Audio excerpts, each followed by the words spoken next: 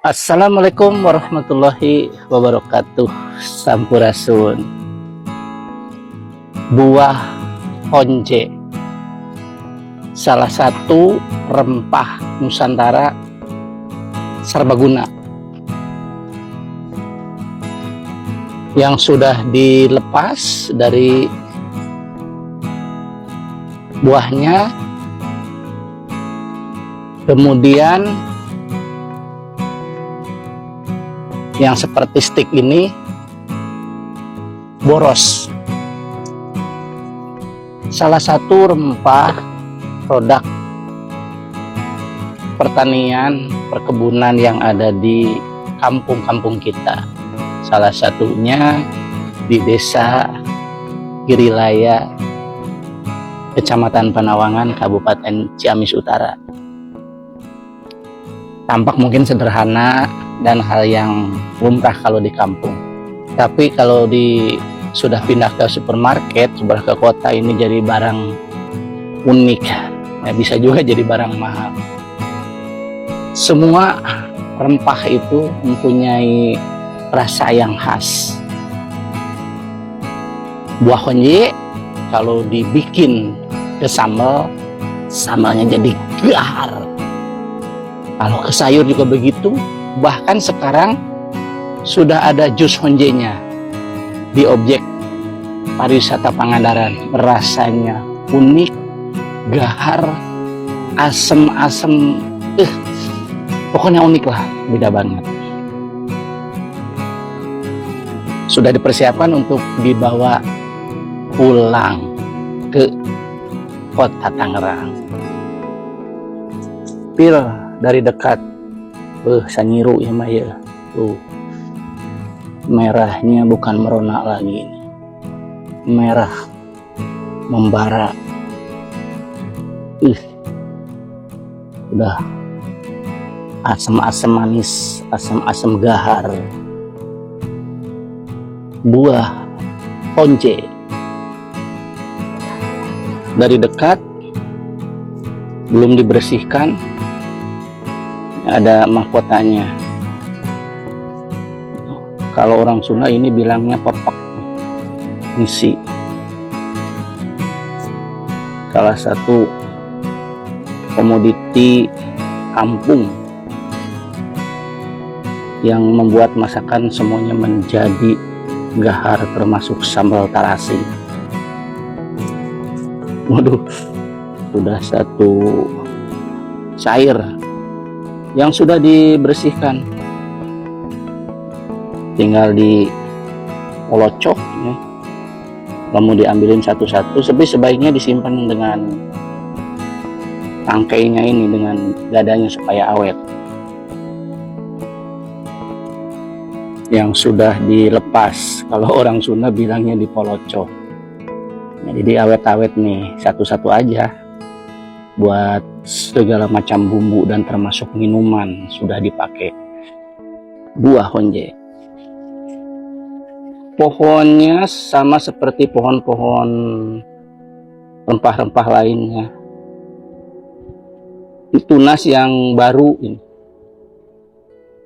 Jadi mulai ya tunas sampai pohon yang besarnya juga, sampai buahnya, bunganya, semuanya bermanfaat, semuanya menjadi materi bumbu yang memberikan rasa unik, rasa gahar.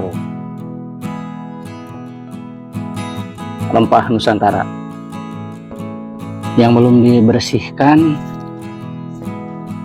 nah, sebenarnya juga nggak dibersihkan juga nggak apa-apa sih, cuman kan kalau mau disimpan di kulkas atau di luar, kalau belum rapih kan kurang enak melihatnya. Mahkotanya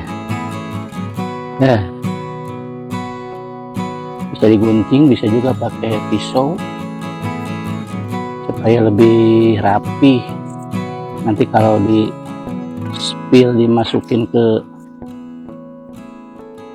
masakan udah rapi. Duh, baunya juga udah kerasa nih, bau seger. Jadi betapa kayanya alam Indonesia, dan rempah ini yang membuat kita dijajah. Yang kita dijajah ini karena rempah-rempah oleh company awalnya, terus jadi diperjualbelikan tanah kita, dikuras karena rempahnya. Jadi ya barokah yang membawa derita dulu, tapi sekarang barokah aja lihatnya, karena itu udah masa lalu lah. Jangan dijadikan satu poin penderitaan. Kisah masa lalu Nusantara yang dijajah oleh Belanda, salah satunya gara-gara rempah. Yang tadi buah onje, boros buat bumbu rempah Nusantara, kebunnya di sini, tidak jauh dari rumah. Kita lihat dari dekat ya.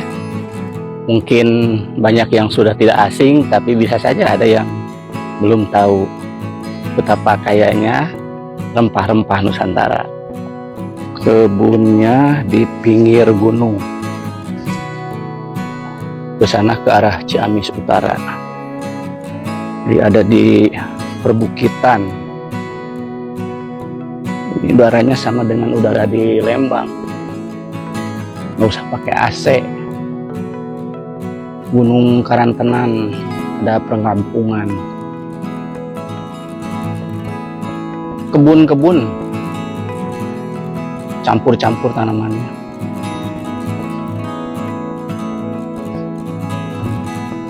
Pohonnya, rempahnya ada di situ. Tanah di sini nggak pernah berhenti berproduksi, sampai ke rumputnya juga jadi pakan ternak. Ini bekas ditanamin cabai, masuk ke kebun, bekas tanaman cabai akan diperbaharui lagi, talas, pohon cengkeh, kelapa ditanam di pinggir. Nah, ini dia. Ini teman-teman pohonnya. Pohon kecombrang. Mungkin di wilayah-wilayah tertentu namanya mungkin beda. Yang masih ada di pohonnya nempel. Masih banyak. Masih nempel. Tuh. Jadi ini bisa dijadikan pagar. Nggak usah diurus sebenarnya, dia tumbuh sendiri. Pohon tinggi nih pohonnya. Buahnya dari samping kiri kanan. Ini buahnya. Ini bunga, belum jadi buah. Juga ini bisa dijadikan bumbu, terutama untuk pecel, untuk berbagai keperluan. Bisa kita spill nih bunganya dari dekat ya. Kalau tadi kan buahnya, bunga kecombrang masih nempel di pohonnya. Kita spill, potongkan, pinain aja dipotong. Bismillahirrahmanirrahim. Aduh, lihat harus dipotong dengan pisau kayaknya. Coba. Nah, bisa. Bunga kecombrang. Harus dibersihkan nih kalau ingin kelihatannya. Bunganya. Nih, kalau dirapikan. Oh, ini udah. Tuh, cuma tinggal sedikit. Nah. Bunganya sudah. Nah, bunganya seperti ini udah busuk karena udah nggak keambil. Seperti yang bikin gahar masakan ini bisa dipretelin tuh. Nah, merah tuh.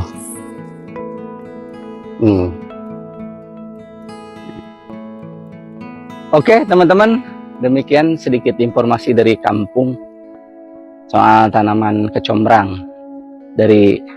Lihat dari kebunnya langsung, mudah-mudahan ada siram, mudah-mudahan menambah wawasan bagi orang-orang kota khususnya. Ya mungkin yang hanya lihatnya sudah ada di supermarket. Nah biasanya di supermarket juga sudah ada. Salah satunya bisa ditanam dari kampung. Banyak banget nih pohonnya. Jadi ini termasuk tanaman perdu, bukan kayu keras. Kategori rempah-rempahan. Nanamnya juga gampang. Tinggal tanam aja, borosnya jadi. Jalan di kampung juga sudah bagus, hanya memang jalannya sempit. Jadi kalau berpapasan mobil itu harus agak ke pinggir.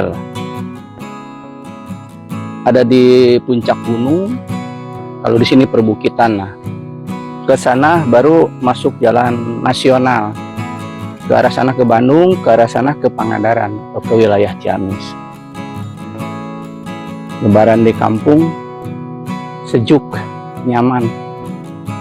Aduh, tapi mau dilatih mah bosan oge. Makanya diselingi sama mancing, kuliner, dan lain-lain yang bikin banyak aktivitas lah, termasuk eksplor Tongeret kemarin. Salah satu serangga yang sudah mulai langka terdengar. Ya di kota mungkin nggak pernah ada, di kampung juga tidak semuanya ada. Untuk di desa Celincing, kampung Celincing, Tongeret masih ada. Biasanya nanti asar bunyi, pakai alarm dia menjelang maghrib baru berhenti. Rumah peninggalan Paruhun. Ini lengkap dengan kebun, lengkap dengan kolam. Ya Allah, mereka adalah orang-orang tua hebat, mempersiapkan anak-anaknya dengan pendidikan, dengan peninggalan-peninggalan kolam, yang anak-anaknya tinggal melanjutkan. Samping kiri kebun, jadi sudah mandiri lah sebenarnya. Mungkin kalau ada perang Irak, perang Iran juga nggak akan terpengaruh. Pemandangan dari arah puncak ya, atau istilahnya Tonggo. Kemudian di balik rumah perbukitan. Ini bukit apa Wak namanya Wak? Karantenan. Karantenan perkebunan pinus. Insya Allah lestari di sini, dan insya Allah tidak akan terjadi longsor karena tingkat kesadaran masyarakatnya sudah tinggi. Nah ya, hanya jangan jadi contohin sama pengusaha di babat hutannya.